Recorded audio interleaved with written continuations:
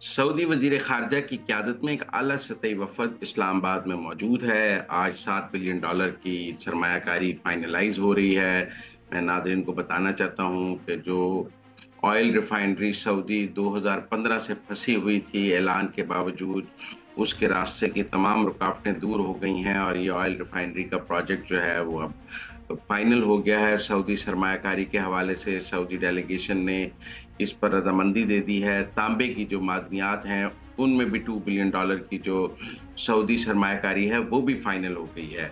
इसके साथ-साथ $2 बिलियन के वो अज़ाफ़ी रिज़र्व स्टेट बैंक में रखने के लिए मान गए हैं। तो 7 बिलियन तो बिल्कुल आज तय हो गया है सऊदी अरब के साथ कि वो पहले सऊदी ऑयल रिफाइनरी के लिए 3 बिलियन डालेंगे, फिर 2 बिलियन मादनियात के लिए डालेंगे और $2 बिलियन वो हमारे रिजर्व्स में डालेंगे। तो 7 बिलियन का प्रोजेक्ट जो सरमायाकारी है, जिसे हम एफडीआई कहते हैं, फॉरेन डायरेक्ट इन्वेस्टमेंट, वो बिल्कुल मुकम्मल हो गई है और सऊदी जो वज़ीर ख़ारजा का दौरा है और पाकिस्तानी अक़वाम के दरमियान बातचीत कामयाब हो गई है और आज किसी भी वक़्त ये तमाम ऐलानात आप सबके सामने आ जाएँगे। इसके साथ-साथ स्टॉक एक्सचेंज ऊपर है, उसके साथ-साथ आप देखेंगे तो प्राइवेटाइज़ेशन का अमल भी बहुत तेज़ किया गया है। पीआईए की प्राइवेटाइज़ेशन के इश्तिहार आने शुरू हो गए हैं।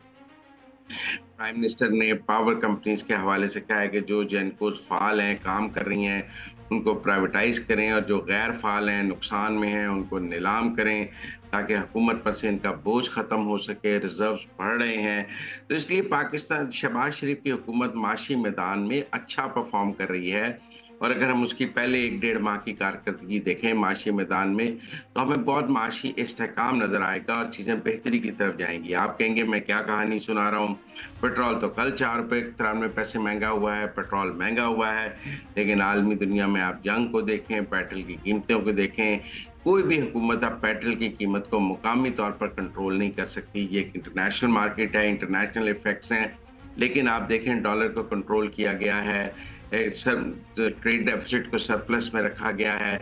इसके साथ-साथ वज़ीर ख़ज़ाना इस वक़्त वाशिंगटन डीसी में हैं, जहाँ $8 बिलियन का नया आईएमएफ पैकेज जो है वो नेगोशिएट शुरू हो गया है वाशिंगटन में। आप ये बात समझें, अगर आईएमएफ से डील ना हो रही होती तो सऊदी डेलीगेशन ने नहीं आना था। आप समझें सऊदी अरब ने हमें पहले ही वाज़ेह कर दिया था कि अगर हम आईएमएफ के प्रोजेक्ट में होंगे, तो सऊदी अरब हमसे बात करेगा। लिहाज़ा अगर वज़ीर ख़ज़ाना इस वक़्त वाशिंगटन डीसी में है और सऊदी डेलीगेशन इस्लामाबाद में है, तो आप इस कहानी को मिलाकर पढ़ें कि वाशिंगटन में भी मुआहदा होने जा रहा है और इस्लामाबाद में भी हो रहा है। ये दोनों मिलकर कोऑर्डिनेटेड एफर्ट्स हैं। बहरहाल फॉरेन डायरेक्ट इन्वेस्टमेंट के हवाले से शहबाज शरीफ हुकूमत की पहली कामयाबी ये सऊदी फॉरेन डायरेक्ट इन्वेस्टमेंट है। इसके बाद बाकी ममालिक फ़ॉलो अप करेंगे।